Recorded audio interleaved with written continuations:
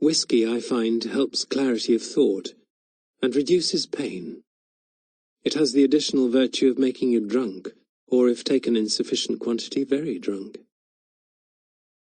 I reread this letter several times. I could scarcely deny its authorship or its ugliness.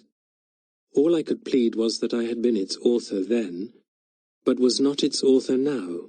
Indeed, I didn't recognize that part of myself from which the letter came. But perhaps this was simply further self-deception. At first I thought mainly about me and what I'd been, chippy, jealous, and malign. Also about my attempt to undermine their relationship. At least I'd failed in this, since Veronica's mother had assured me the last months of Adrian's life had been happy. Not that this let me off the hook. My younger self had come back to shock my older self with what that self had been, or was sometimes capable of being. And only recently I'd been going on about how the witnesses to our lives decrease, and with them our essential corroboration. Now I had some all too unwelcome corroboration of what I was, or had been. If only this had been the document Veronica had set light to. Next I thought about her, not about how she might have felt on first reading the letter. I would come back to this, but why she had handed it over. Of course she wanted to point out what a shit I was, but it was more than this, I decided. Given our current standoff, it was also a tactical move, a warning. If I tried to make any legal fuss about the diary, this would be part of her defense. I would be my very own character witness. Then I thought about Adrian, my old friend who had killed himself.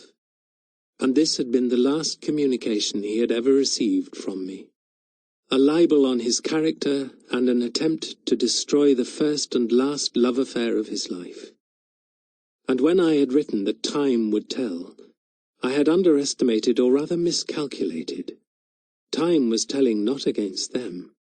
It was telling against me.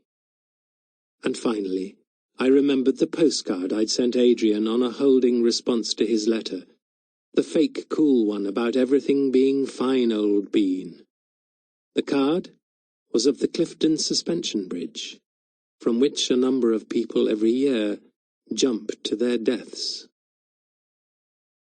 The next day, when I was sober, I thought again about the three of us and about time's many paradoxes. For instance, that when we are young and sensitive, we are also at our most hurtful, whereas when the blood begins to slow, when we feel less sharply, when we are more armoured and have learned how to bear hurt, we tread more carefully. Nowadays, I might try to get under Veronica's skin, but I would never try to flay it from her bit by bloody bit. It was not, in retrospect, cruel of them to warn me that they were an item. It was just the timing of it, and the fact that Veronica had seemed to be behind the whole idea.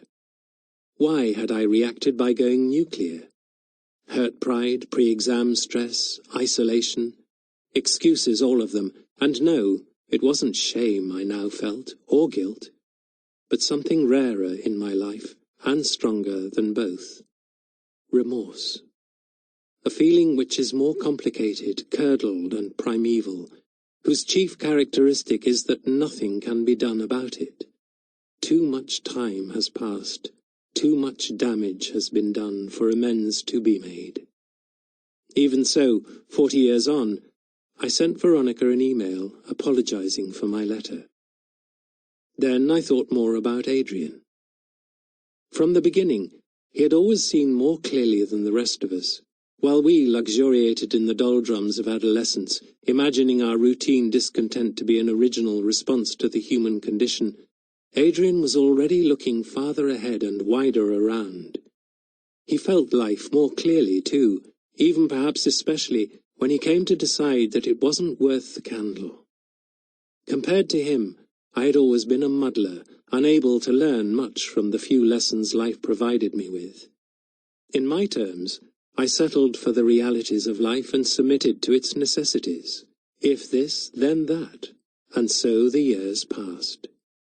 In Adrian's terms, I gave up on life, gave up on examining it, took it as it came, and so for the first time I began to feel a more general remorse, a feeling somewhere between self-pity and self-hatred, about my whole life. All of it. I had lost the friends of my youth. I had lost the love of my wife. I had abandoned the ambitions I had entertained. I had wanted life not to bother me too much, and had succeeded. And how pitiful that was. Average, that's what I'd been, ever since I left school. Average at university and work. Average in friendship, loyalty, love. Average, no doubt, at sex. There was a survey of British motorists a few years ago which showed that 95% of those polled thought they were better than average drivers. But by the law of averages, we're most of us bound to be average. Not that this brought any comfort. The word resounded. Average at life. Average at truth. Morally average. Veronica's first reaction to seeing me again had been to point out that I'd lost my hair. That was the least.